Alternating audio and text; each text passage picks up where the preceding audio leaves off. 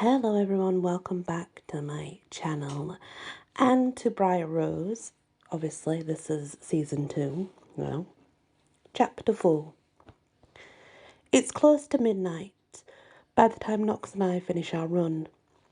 All too soon, we're both returned to our human forms and are driving back to the city.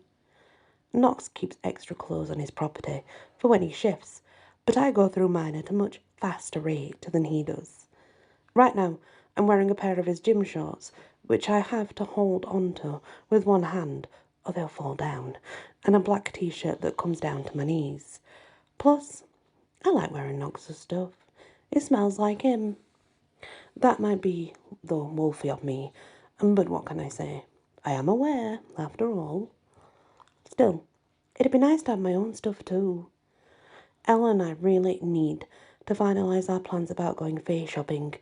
I can't spend the rest of my life looking like a slob, not to mention the amateur paparazzi issue. Nothing says I'm a werewolf like walking around Manhattan barefoot in ill-fitting clothes with leaves stuck in your hair. I might as well wear a sign that says, "Magicorum self is here." My gaze locks again on the rearview mirror. It might be my imagination, but is that the same black pickup truck that I saw before we left the city? Hey, Knox, what's up? I gesture toward the mirror, but the pickup truck is gone. I thought I saw someone following us. Oh, what did the... Knox's cell phone starts beeping like crazy. One sec. He pulls the device out of a cup holder and checks the screen. Damn, it's a text from Az. Something's up at Lucky's bar. Mind if we take a detour? Not at all. All thoughts of the pickup truck disappear from my mind. Azizi is not only Knox's honorary father, he's an old were who grows weaker by the day. Magic is all about balance. Azizi is a previous shifter warden. Knox is the new one. As Knox grows more powerful, Azizi moves closer to death. Did the text say what's going on? I ask. No, just to head over to Lucky's ASAP. Lucky's bar is a wear-only place. Azizi lives in one of the back rooms of Lucky's bar. Knox grips the steering wheel tight. Damn. I hope he's okay. He glanced at his phone again, and now his phone is off. A chill settles over my skin. Az usually stays in his wolf form, so rarely turns his phone on, let alone uses it. In fact, it's something that makes Knox a little crazy. Az never calls Knox to ask for anything, even if he needs a healer or food. Azizi is old school. No tech, no help. That makes his text super weird. Knox eyes me carefully. On second thought, maybe I should take you on first. I have no idea what we're getting into. My rebel reflex kicks in. I'm going. And after what just happened, I'm good in a fight. A small smile rounds Knox's full mouth. That you are. We turn down the side street in Brooklyn, and there it is, a beat-up wooden house on the street corner lined with other beat-up wooden houses. There's a small sign reading Lucky's, and a flight of stairs going underground. Normally, there's no one near the place. Not so tonight. The place is overrun with humans. They stand in a long line down the darkened street. Men, women, and even kids. All of them have cameras and expectant looks on their faces. As we tool up to the curb, 100 cells lift in our direction. Voices echoes through the night. They might be wares. Get it on video. Mummy, you promised to show me a real werewolf. In my opinion, that last comment was the ultimate in crazy. Seriously, who thinks it's a good idea to drag their kid to a bar in Brooklyn to see a werewolf? I scan the line of humans. A lot of parents, evidently. Knox kills the engine. This particular stretch of curb isn't a legal parking spot, but we don't have time to find a garage. The Mustang's windows are tinted. We can see out, but the humans can't see in. And based on what I see outside, the scene is all the markings of a disaster. Lucky's is a wear-only club for a reason. The shifters who come here do not want to interact with humans. Knox thumps his palm on the steering wheel. Damn! There are wares at Lucky's with a serious vendetta against humans. This could push them over the edge. I lean over and grip his wrist. You stop me, You can help them too. At this point, I don't know what's more surprising, the fact that Lucky's is overrun with humans or that Knox knows so much about his fellow wares. Knox has been really clear that he doesn't want to be Alpha anymore. Looks like he's keeping an eye on some of his fellow wares anyway. Let's hit it. Knox and I step out onto the sidewalk and the place erupts. Everywhere folks are shouting for us to take a picture or tell us if we're really werewolves. Someone tosses a silver dollar at my face while shouting at me to tell them if I'm allergic to silver. A woman in some kind of robe chants in a made-up language while spraying lavender perfume in the air. All the while, she asks for my wolf form to come out. Thankfully, my wolf is still happily zonked out inside me, or she'd definitely freak out and shift at this scene. I hightail it toward the main door of Lucky's. The bouncer is a big guy. Should be. He's a werewolf. Knox pulls me against his side as he addresses the bouncer. "What's up, Gage?" "Ward stopped working," says Gage. "I've never seen anything like it." "How's Azizi?" I ask. "Is he all right?" "Not all right," replies Gage. "More like amped to the max. The old wolf is calling for war. You two need to see him. Calm him down if you can." Gage shoves open the door. A wave of music, voices and smells pours out onto the street. Knox and I wave to Gage as we shove our way into the crowded space. Lucky's was always a snug space filled with lots of high tops and a long wooden bar, but it's never felt more crowded than it does now. Even with our extra shifter strength, it seems to take forever for me and Knox to reach the back wall. Humans cluster around anyone oversized and gruff-looking, frigging they must be aware. Unfortunately, they are spot on. A few have cameras and selfie sticks and are narrating their own YouTube channels. "Smile at the nice wolf man while mummy takes your picture." Can you believe this, viewers? I found an actual shifter bar right here in Brooklyn. In terms of the werewolves, they're standing frozen in place, looking shell-shocked and ready to rip out the nearest throat. This situation has like seconds left before some bad shit happens. In the far corner, there's a door that leads to Azizi's room. It's been ripped off its hinges. Humans have jammed themselves into the hallway. Some are drinking, others laughing. Most seem to be pounding on the door, asking for the wares inside to come out and play. My breath catches. Azizi is behind one of these doors. I saw what that old were did to the army of zombie mummies. He may look old, but Azizi can still kill with the best of them when his blood is up. Those humans really don't want him to come out and play. Knox and I share a quick look. I can scent the worry and rage simmering on him. The smell of burning charcoal seeps from his pores. His wolf is close to the surface as well. Hints of golden light flicker in Knox's eyes. Not good. If the humans see that, we'll never get close to Azizi. Knox will get swarmed for sure, and then I shudder. Fortunately, while Knox's wolf is ready to appear, mine is still zonked out. I don't think we could handle this if both of us were ready to shift. I link my fingers with his. Follow me. Pulling on Knox's arm, I guide him through the crowded hallway. I may stomp toes and bump shoulders along the way, but this is New York. If you can't handle jostling in a crowd, move somewhere else. So we reach Azizi's door. Knox tries to open it, but the all-wear is leaning against the wood. The door will open an inch or two, enough to reveal a wall of grey fur. That's definitely Azizi. "It's us, Azizi," I yell. "Knox and Bry, let us in." The door opens a crack. Part of a grizzled human face is visible through the shadows.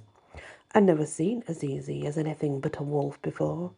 Now I can tell that his human side has cocoa dark skin, a deeply lined face, and a shock of grey hair atop his head.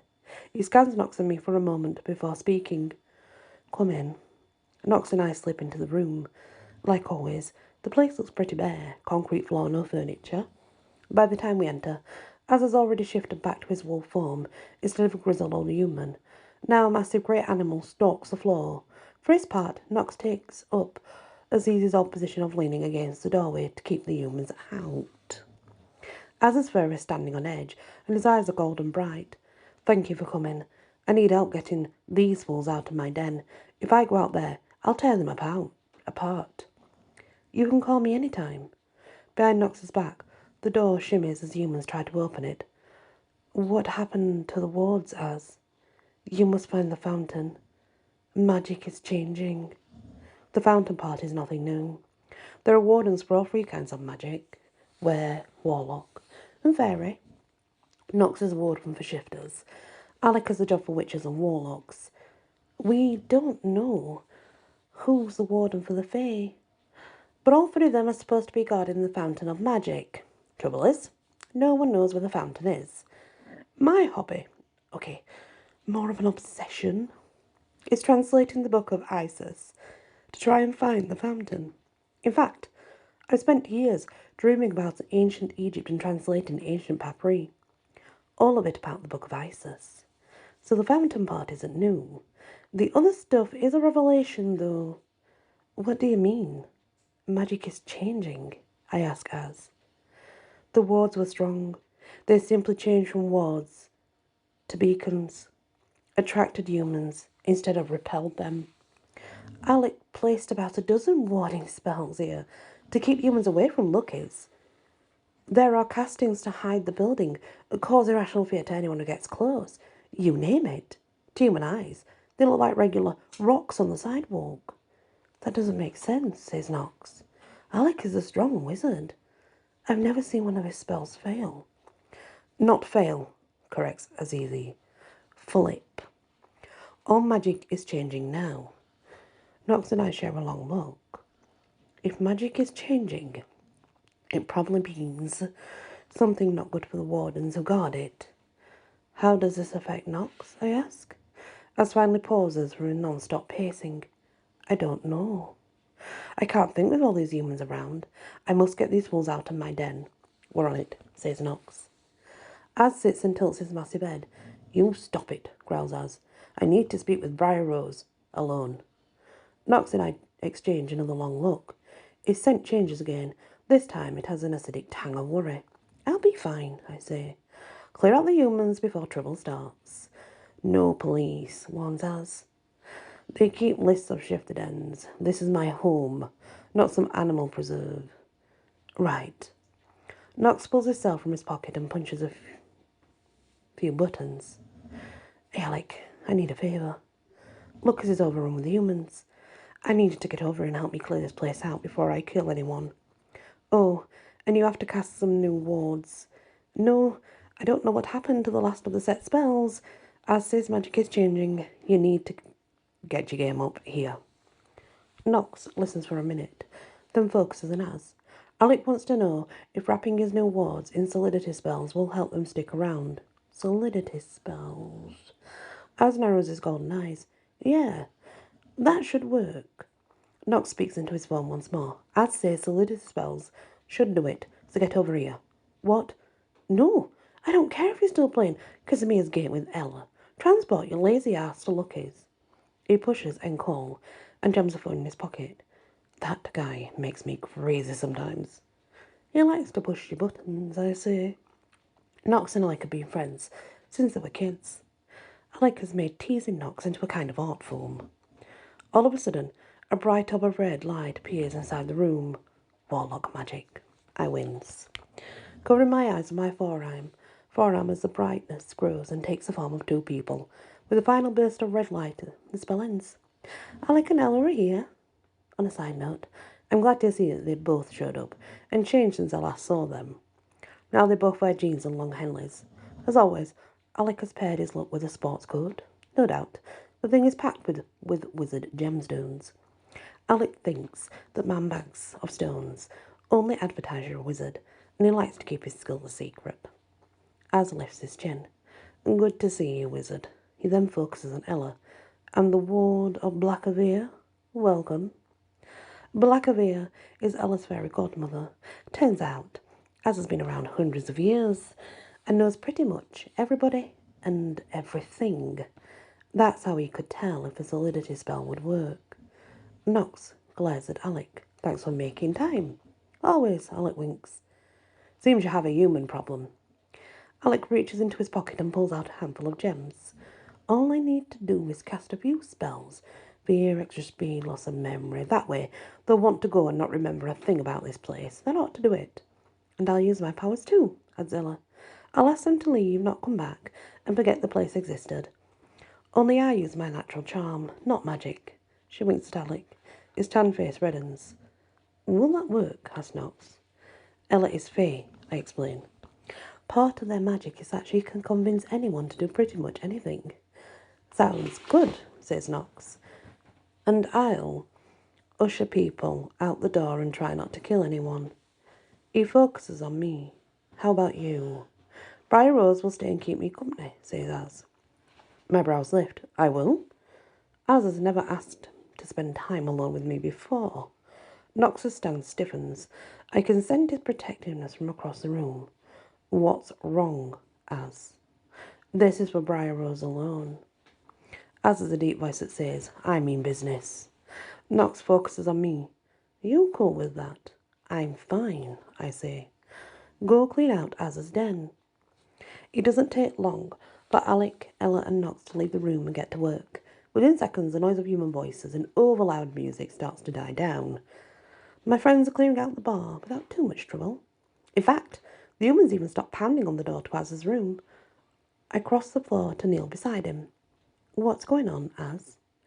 He shifts his massive wolf head to the right to focus on me. Tell me about these dreams of yours, the ones of ancient Egypt. Shock prickles across my skin. How do you know about that? Azizi chuckles. I know a lot of things. Let's just say being alive for hundreds of years has its advantages. His voice lowers. Tell me about your dreams. I see ancient Egypt, a room full of papyri and Knox, but I haven't had them since I shifted a month ago and started dating Knox. Why? Should I still be having them? Yes. In them you'll see the void, an ancient being. As magic rises again, so does the void to swallow it up. The void? That can't be good.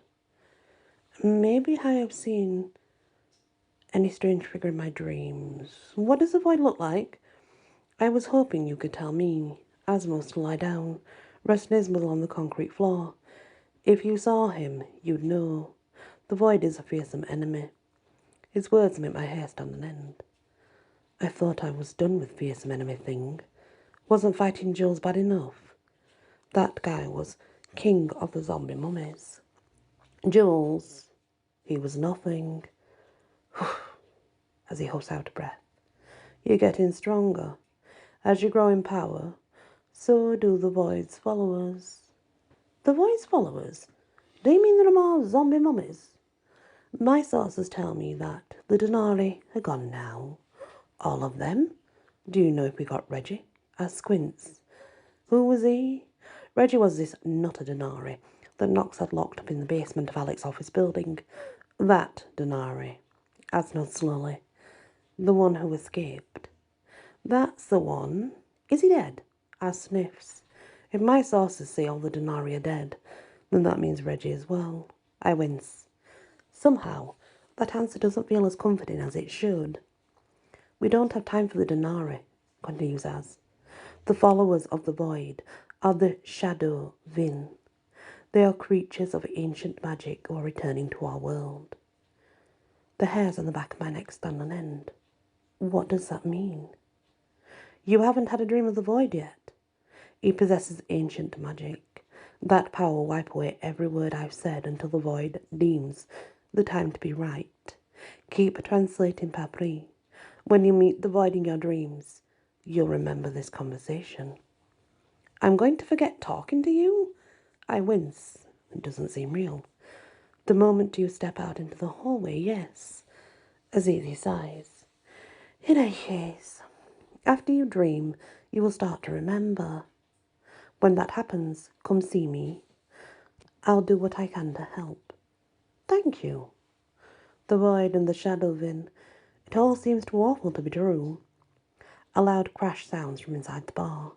I better go check on my friends, I tell Az. Thank you again for everything. Az closes his eyes.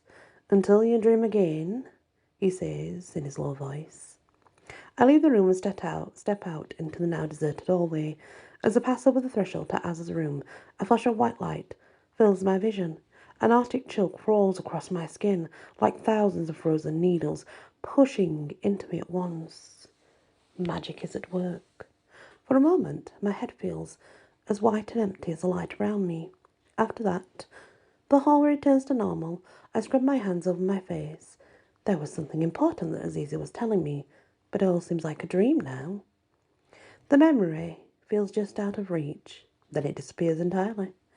I step around in a slow circle. What was I doing here again? I check on my inner animal. She's still conked out after the battle with Nox. That thought kicks my mind back into gear. I'm here with Nox to help, as from the humans.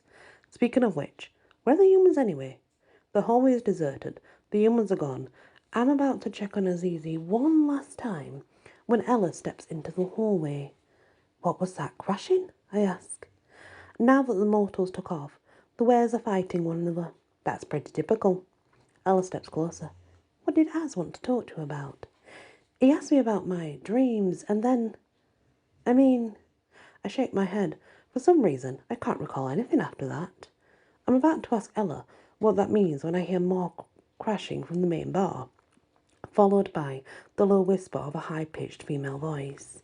Nox is mine. With my new aware senses, I hear the possession of a rage echoing through the strange woman's voice. My inner wolf, who'd been fast asleep after a fight with Nox, perks right up. Any thoughts about discussing my conversation with us disappear. Our mate is being claimed by another, my wolf growls. He is ours. A surge of primal energy moves through me. My wolf is right. Nox is my mate and no one else's. My hands clench into fists as I take off toward the bar. Ella follows along behind me. What's wrong? She asks. Your eyes have gone all golden. Someone is taking and talking about Nox. I didn't hear anything. You wouldn't, I say. It's a wolf thing. I kick open the door to the main bar. Then I see it. Some weregirl in old denim outfit who's draped across Nox as she's kissing him. I've never been angrier in my life. Neither has my wolf. Whatever happens next, one thing is certain. I'm ready for a fight. And that is the end of that chapter. Thank you for listening to this part. She may just fight here in a werewolf form, we don't know. Hope you join me for the next chapter, guys. And many blessings.